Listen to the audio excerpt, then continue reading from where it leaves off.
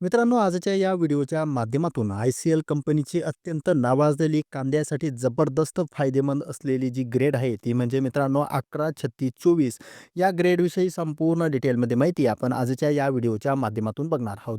त्यामध्ये मित्रांनो, या ग्रेडचा वापर आपण कांदा पिकामध्ये केल्यानंतर कांदा पिकामध्ये काय-काय फायदा होणार आहे, त्याचबरोबर याचा वापर करण्याची योग्य पद्धत काय असू शकते, याविषयीची संपूर्ण डिटेलमध्ये माहिती बघणार आहोत.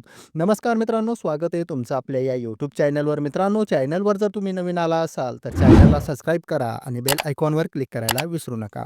तर मित्रांनो, आय-सी-एलची अत्यंत महत्त्वपूर्ण ग्रेड म्हणजे 11-36-24. मित्रांनो, 11-36-24 कांदा पिकामध्ये जबरदस्त रिझल्ट असलेली ही ग्रेड मानली जाते.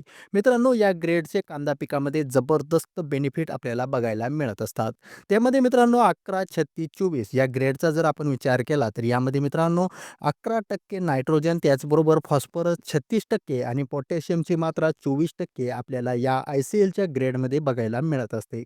एकंदर मित्रांनो, नायट्रोजन, फॉस्फरस आणि पोटॅशियम कांदा पिकाच्या सर्वांगीण विकासासाठी अत्यंत महत्त्वपूर्ण आणि मुख्य पोषक तत्वांपैकी एक तत्व ही मानली जात असतात.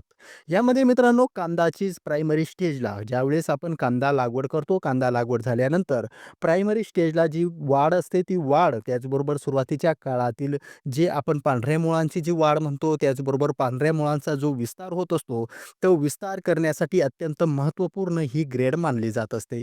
त्यामुळे मित्रांनो, तुम्ही आय-सी-एलची 11-36-24 या ग्रेडचा देखील कांदा पिकामध्ये वापर हा करू शकतात.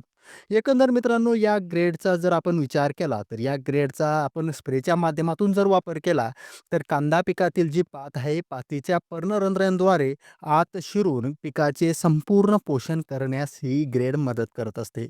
ज्यामुळे मित्रांनो, कांदा पिकाची सुरुवातीच्या काळामध्ये होणारी जी वाढ आहे, त्याचबरोबर पातीचा जबरदस्त फुटवा, त्याचबरोबर कांदा पिकातील पांढऱ्या मुळांची संख्या वाढविण्याचे काम हे आय-सी-एलची जी ग्रेड आहे, ती ग्रेड करत असते.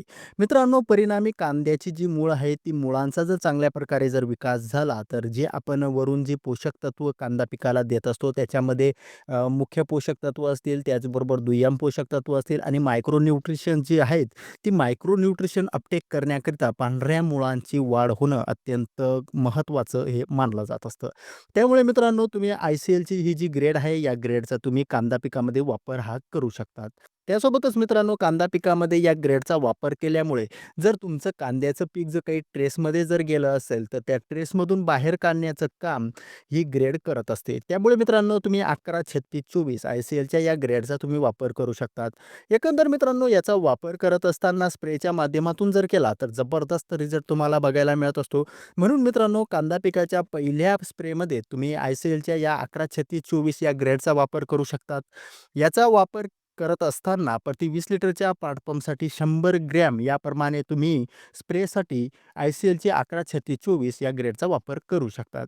जर मित्रांनो, तुम्हाला पाट पाण्यातून जर 11-36-24 कांदा पिकामध्ये जर द्यायचं असेल, तर साधारणतः 2 किलोग्रॅमपासून तर 3 किलोग्रॅमपर्यंत तुम्ही आय-सी-एलच्या या ग्रेडचा तुम्ही वापर हा करू शकतात. परंतु मित्रांनो, इतर ग्रेडपेक्षा ही ग्रेड अत्यंत महाग. एकंदर मित्रांनो, हा व्हिडिओ जर तुम्हाला इन्फॉर्मेटिव्ह वाटला असेल, तर चॅनलला सबस्क्राईब करा आणि बेल आयकॉनवर क्लिक करायला विसरू नका. मित्रांनो, या व्हिडिओबद्दल जर तुम्हाला काही शंका असेल, तर कमेंट बॉक्समध्ये 100% विचारू शकता. तुम्हाला उत्तर हे दिलं जाईल.